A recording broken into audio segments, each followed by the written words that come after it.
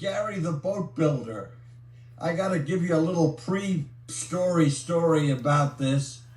I had a dream, and it's been a lifelong dream, to have a classic mahogany runabout. And I'll tell you how the dream started. When I was a little boy, 5 years old, my grandmother and grandfather used to go to a resort up in Greenwood Lake, New York, in Orange County, and they would have 2 weeks up there and kind of enjoy the lake and the swimming, and my granddad used to make a big thing out of having vacation at Greenwood Lake. Well, at the end of our dinner, at the dinner hour, everybody would have dinner, and then we would line up and take rides in this beautiful mahogany runabout. And I was just transfixed with this mahogany runabout. It was so fast, and it had such a nice growl to the engines. It was really, it made my heart sing. It really did. And I thought to myself, one day I'd like to have a beautiful mahogany runabout. Well, as you can imagine, the era of fiberglass came in, and we had a lot of fiberglass boats. And I've had boats all my life, but I really wanted to have a classic mahogany runabout. One summer, I decided I was going to search through New England and see if I could find a runabout that I could restore. I had a pocket full of cash, and I left Florida. We were living in Miami at the time. I searched all over New England in the places where I thought I might be able to find a buy for a classic runabout that would be in halfway decent condition, but that I could restore. I was very disappointed. What I could get was just a pile of firewood for a lot of money. And I went back down to Miami. I said to my wife, Mary, sweetie, I said, I don't think I'm going to be able to do a mahogany runabout. I wanted to do this all my life, but it's too expensive to start. And she said, Gary, why don't you buy plans for a classic runabout? They're available. Buy the plans, build it from the ground up, and I will document each step of the way with my camera. She loved cameras. She loved to document things for history with her camera. So, I started thinking about it. I thought, well, it would be a monumental project to build a big classic runabout.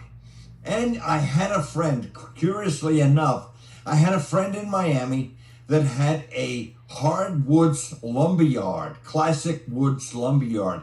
He had all the exotic woods, and he would sell them to you by the log. So I figured out how much wood I would need, and I bought a log of Honduran mahogany. I bought a log of Philippine mahogany.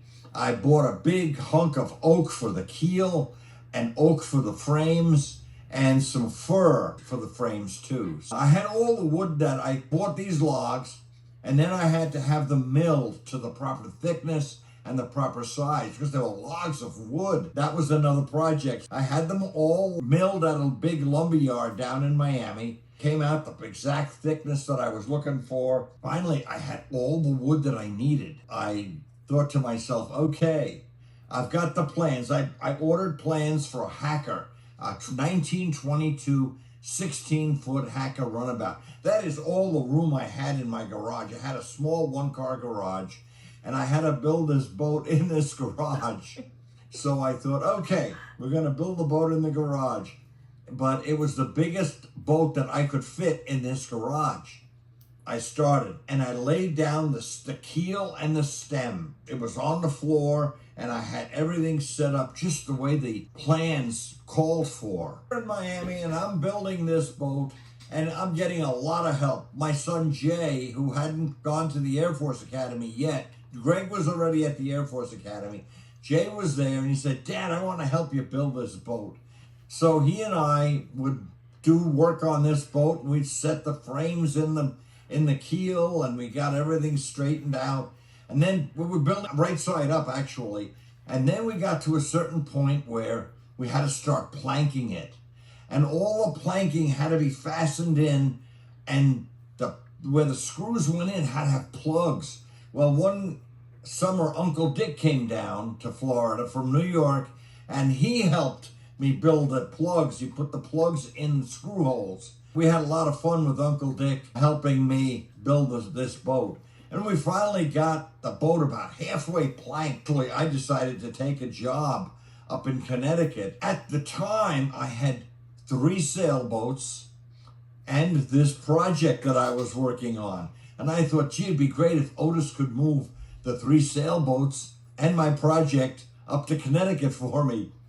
So I went to the vice president of engineering and I said, look, I have this project that I'm building in my garage and I'd like to get it moved up to Connecticut. And he said, Gary, we can move your project for you, and we'll move your truck, and we'll move your car, and you can fly up. But the 3 sailboats, you're going to have to take care of yourself. So I had 2 Olympic-class racing sailboats and a cruising sailboat. And I decided, okay, we're going to sell those boats, and I'm going to move this whole project up to Connecticut. So I did. Moved the whole project up to Connecticut. And once I got settled in my job as director of the test facilities at Bristol, Connecticut, for Otis, I decided, okay, now I'm going to finish the planking. But then I had to start to think about power for this boat. How was I going to power it? I did a little research, and I found out that the Hacker came with a certain specific model and engine. And I looked all over Connecticut and I found the exact engine for this boat. So I bought it. It was totally worn out, but I did a complete rebuild on the engine. Complete. Bored it, stroked it. We did everything. We did all of the work right there in my garage. I had the block machined and new pistons and new camshaft put in. Then I did all the rebuilding in my garage. And then I lifted that engine up with a chain fall and set it in place in the boat and lined everything up perfectly with the shaft. So we had the prop shaft, we had the rudder, everything was all set up. The boat was fully planked now. And I decided, okay, here we go. Let's finish it off. We'll put the finishing touches on the boat. And we'll take our first ride. And that was really exciting. I used to drive an old rusty pickup truck, and my wife criticized me a lot for it. She said, you're the director of research and development up here. You should be having a fancy car. She wound up buying me a Jaguar sports car. And I decided to buy that car. But first, I had my first launching of the boat. After it was completed, I launched it and I brought it down to this big lake in Connecticut that was close to where I lived. The first time I brought it down, that people all crowded around, and the beautiful shiny mahogany had never been in the water. And this one fella put his hand on the mahogany, he was rubbing the mahogany, he said, you put this in the water? And I laughed and I said, that's where it's meant to be, in the water. Well, the initial launching was a big success. I launched the boat, ran it around the lake, and it was a huge success.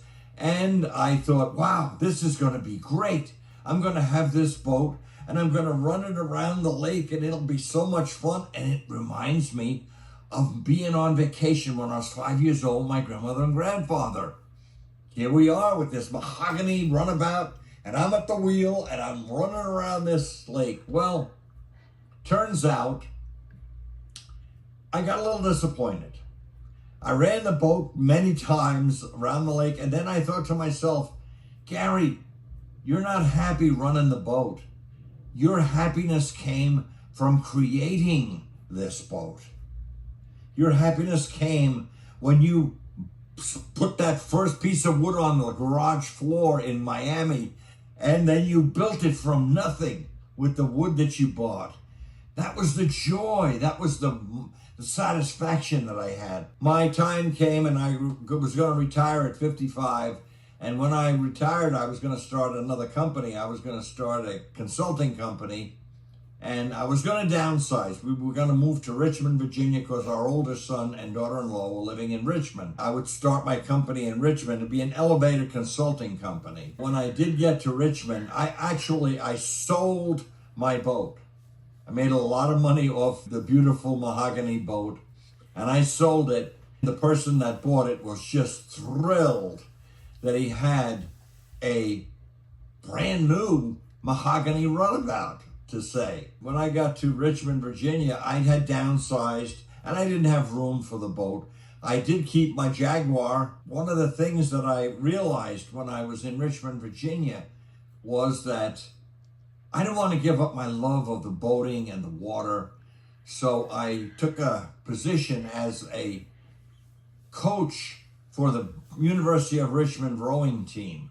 And I kept my affinity for the water and kept my interest in boating through the boat that I had.